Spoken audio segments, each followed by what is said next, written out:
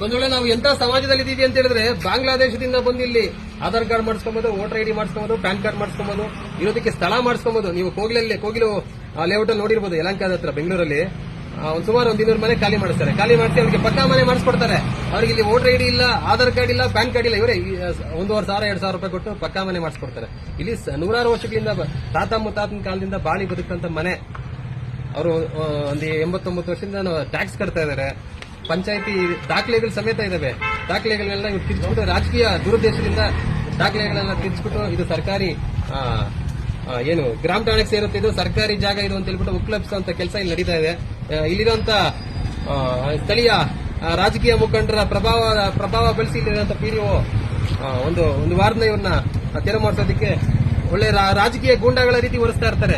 ಪಾಪ ಅವ್ರಿಗೆ ಕೇಳೋರು ಯಾರು ಇಲ್ಲ ಅನ್ನೋ ಉದ್ದೇಶದಿಂದ ಪೊಲೀಸ್ ಇಲಾಖೆನ ದುರ್ಬಳಕೆ ಮಾಡಿಕೊಂಡು ಅವ್ರು ಕಟ್ಟಿರೋಂತ ಶೆಡ್ನ ಅವ್ರು ಕಟ್ಕೊಂಡಿರೋಂತ 100 ಎಕರೆಯಲ್ಲಿ ಕಟ್ಕೊಂಡಿಲ್ಲ. ಅವ್ರ ಪಾಪ 20ಕ್ಕೆ 30 ಒಂದು ಮನೆ ಇರುತ್ತೆ. ಮನೆ ಮುಂದೆ ಒಂದು ಹುಲ್ಲು ಬಣವೆ ಹಾಕೊಂಡಿರ್ತಾರೆ.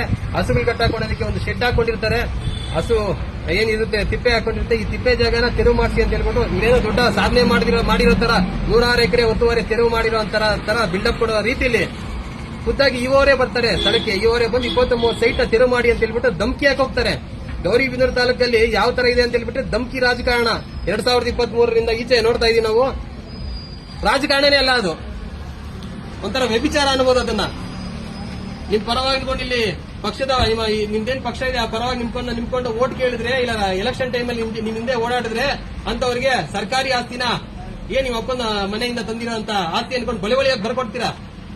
ನಿಮ್ ಜೊತೆ ಯಾರು ಗುರ್ಸ್ಕೊಳೋದಿಲ್ವೋ, ನಿಮ್ ಜೊತೆ ಯಾರು ಓಡಾಡೋದಕ್ಕೆ ಬರೋದಿಲ್ವೋ, ನೀವು ಕೊಡೋಂತ ಎಂಜಲ್ ಕಾಸ್ಗೆ ನಾವು ಬೇಡಪ್ಪ, ನೀವು ಎಂಜಲ್ ಕಾಸು ಅಂತ ಯಾರು ದೂರ ತಳ್ತಾರೋ ಅಂತವ್ರಿಗೆ ಪಕ್ಕ ಇದ್ರು ಅವರ ದಾಖಲೆನ ತಿದ್ದುಪಡಿ ಮಾಡಿಬಿಟ್ಟು ಇದು ಸರ್ಕಾರಿ ಆಸ್ತಿ, ನೀವು ಫಸ್ಟ್ ಇದನ್ನ ಖಾಲಿ ಮಾಡಿ, ಇಲ್ಲಿಂದ ಖಾಲಿ ಮಾಡಿ ಅಂತ ಹೇಳ್ತಾರೆ. ಪಾಪ ಅವ್ರ ತಾತ ಮುತ್ತಾತನ ಕಾಲದಿಂದ ಬಾಳಿ ಬದುಕಿದಂತ ಮನೆ ಅದು. ಆ ಮನೆ ಖಾಲಿ ಮಾಡಿ ಅಂತ ಹೇಳ್ತೀರಾ, ಸರ್ಕಾರಿ ಆಸ್ತಿ ಇದು ಅಂತ ಹೇಳ್ತೀರಾ.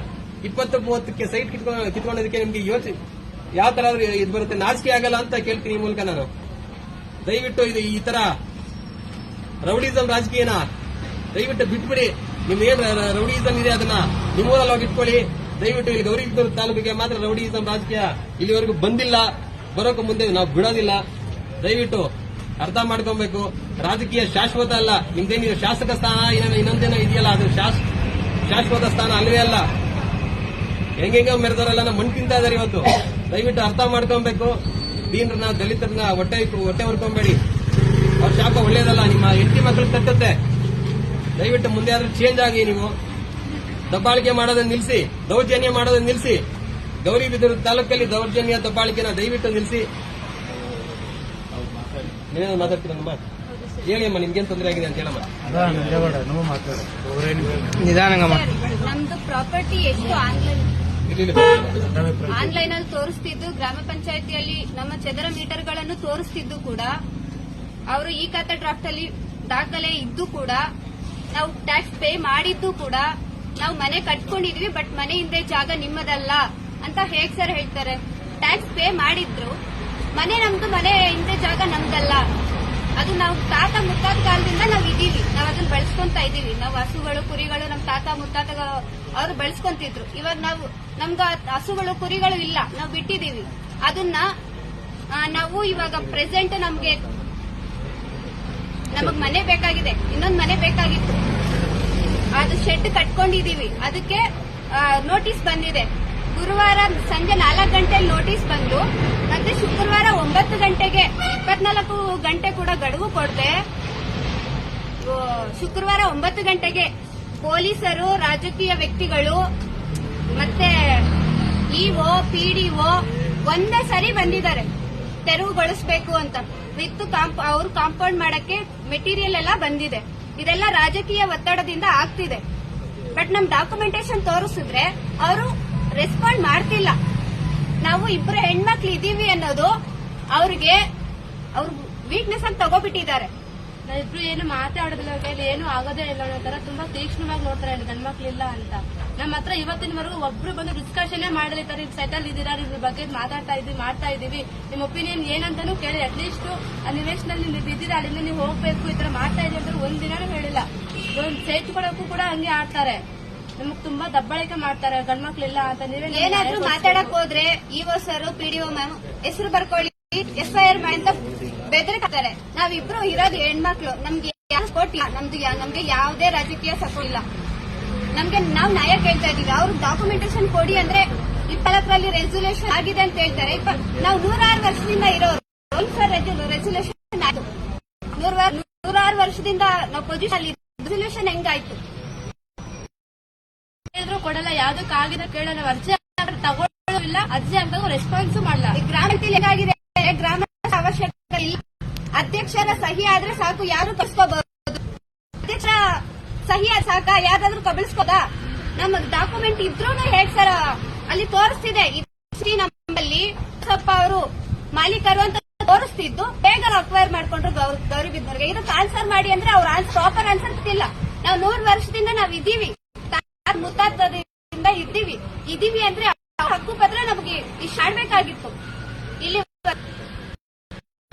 ಅವರು ಕರ್ತವ್ಯ ಮರೆಮಾಚ್ತಿದ್ದಾರೆ. ಇರೋದೇ ಗ್ರಾಮದ ಗ್ರಾಮದಲ್ಲಿ ತಕರಾರು ಇದೆ, ಅದನ್ನ ಸಾಲ್ವ್ ಮಾಡೋದು. ಇಲ್ಲಿ ನೋಡ್ತಾ ಇದ್ರೆ ಗ್ರಾಮ ಪಂಚಾಯತಿನೇ ಸಮಸ್ಯೆ ಆಗಿರೋ ತರ ಇದೆ. ಗ್ರಾಮ ಪಂಚಾಯತಿ ಹೇಳ್ತಾ ಇದಾರೆ, ಒಳಗಡೆ ಪಿಡಿ ಹತ್ರ ಮಾತಾಡಿ ಅವರೇ ಹೇಳ್ತಾರೆ, ಬಾಡಿ ಮೀಟಿಂಗ್ ಅಲ್ಲಿ ಡಿಸೈಡ್ ಆಗಿದೆ.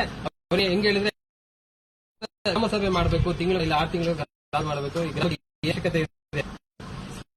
ಅಂಗನವಾಡಿ ಬೇಕಾ, ಇಲ್ಲ ಚರಂಡಿ ಮಾಡಿಸ್ಬೇಕಾ, ರಸ್ತೆ ಮಾಡಿಸ್ಬೇಕಂತ ಗ್ರಾಮಸ್ಥರನ್ನೆಲ್ಲ ಕರೆದ್ಬಿಟ್ಟು ಅವರ ಒಪ್ಪಿಗೆ ಮೇಲೆ ಮಾಡಿಸ್ಬೇಕು. ಇಂಥ ಕಾರ್ಯಕ್ರಮ ಇಷ್ಟು ಲಕ್ಷ ಇದೆ, 10 ಲಕ್ಷ ಇದೆ, ನಿಮ್ಮೂರಿಗೆ ಏನ್ ಬೇಕೋ ನೀವು ಮಾಡಿ ಅಂತ ಗ್ರಾಮ ಸಭೆ ಮನ ಮಾಡಬೇಕು.